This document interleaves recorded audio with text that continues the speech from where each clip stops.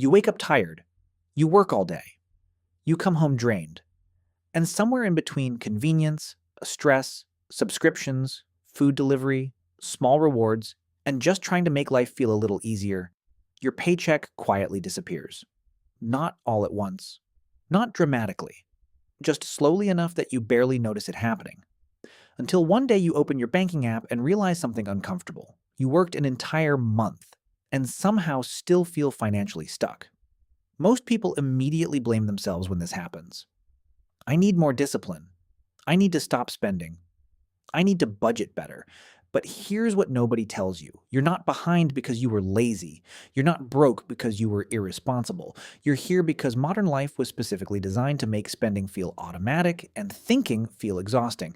Because the truth is, most people don't spend money to buy things. They spend money to relieve pressure. And that one sentence changes everything. Picture this. Monday morning. Alarm goes off. You drag yourself out of bed, get dressed, sit in traffic, work 8 hours, come home exhausted. You do this 5 days a week, every week, for months. And at the end of all that, after all that time, all that energy, all that effort, you open your banking app on a Tuesday, and the number staring back at you makes your stomach drop. It doesn't add up. You work hard. You're not buying luxury things. You're not going on expensive trips. So why does it feel like the money just evaporates?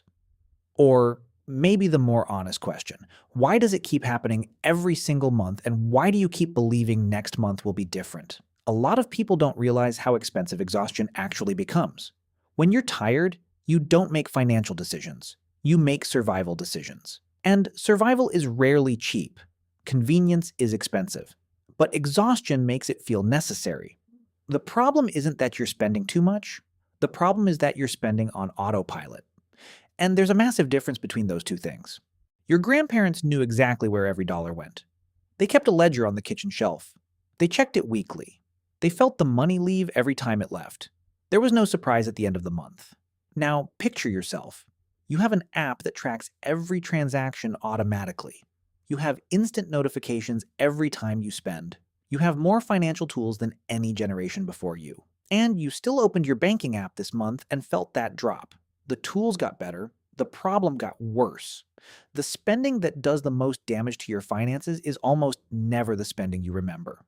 It's not the big purchase you agonized over for 2 weeks. It's the $12 you spent without blinking, the $8 that felt like nothing, the $23 on a Wednesday you can't even place anymore, the $6 coffee, the $14 subscription that renewed quietly while you were asleep. None of those felt like decisions. That's exactly the problem. If someone asked you to hand over $400 in cash right now, you'd feel it. Something in your chest would react. You'd think twice, but that same $400 broken into small, invisible pieces scattered across a month, your brain waves it through without a second thought. Open last month's bank statement. Add up every single purchase under $30. Most people who do this find somewhere between $400 and $800 they genuinely cannot fully account for. Read that again. Not because they're careless, because the human brain was never built to feel the weight of small numbers. Below that threshold, spending doesn't feel like a decision, it just feels like living. And a lot of people aren't buying happiness when this happens. They're buying 20 minutes of not thinking about everything they have to deal with. And that's not a personal failure. That's just the default setting nobody warned you about. Most people believe the same thing.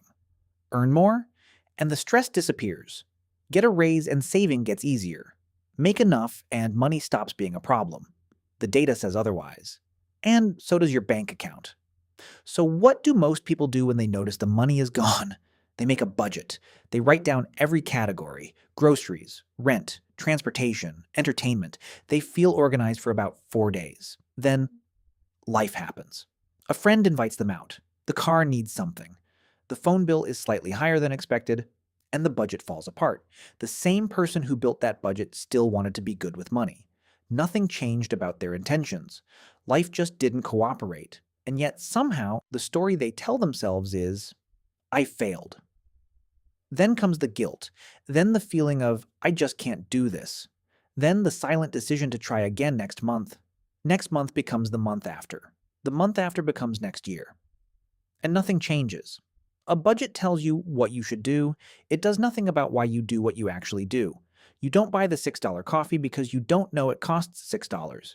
You buy it because you're tired, because the morning feels hard, because that small purchase is the one moment in a stressful day that feels like a choice you made for yourself. For some people, a $6 coffee is the only decision they made all day that was entirely for them. That's not a spending problem. That's a stress problem wearing a spending costume. Some people don't need a stricter budget. They need a less overwhelming life. Let me show you two people. Same job, same city, same $3,800 take-home pay every month. The first person, call her Maya. Maya gets paid on Friday. By Monday, she's already spent $340, not on anything she planned. A dinner out because she was too tired to cook. A few online purchases because her phone kept showing her ads. Grabbed an Uber instead of waiting for the bus. Topped up her account for a game she plays when she's stressed. Each decision made perfect sense in the moment. By the following Friday, Maya has $190 left. The dangerous thing about the way Maya spends is that nothing she bought felt luxurious while she was buying it. It just felt like a normal week. The second person, call him Daniel. Same salary, same city, same cost of living. Daniel doesn't have a complicated system. He doesn't track every dollar. He does one thing differently. The day he gets paid, before he spends a single dollar on anything, he moves $500 into a separate account he calls future money. He doesn't see it. He doesn't touch it. It doesn't exist to him until he needs it. What's left is what he lives on. Some months are tight, some are fine, but the $500, it's always there. After 1 year, Daniel has $6,000 saved. Maya has $0. And the uncomfortable thing is, Maya isn't reckless. Maya is just human. She was tired. She was stressed. She made the same decisions most people make when they're tired and stressed. Maya was trying to win using willpower. Daniel built a system that didn't need any. Here's the thing they never told you about money. Willpower is a limited resource. Every decision you make during the day uses a little bit of it. By the time you're tired, hungry, stressed, or bored, your willpower is basically gone. And that's exactly when you spend.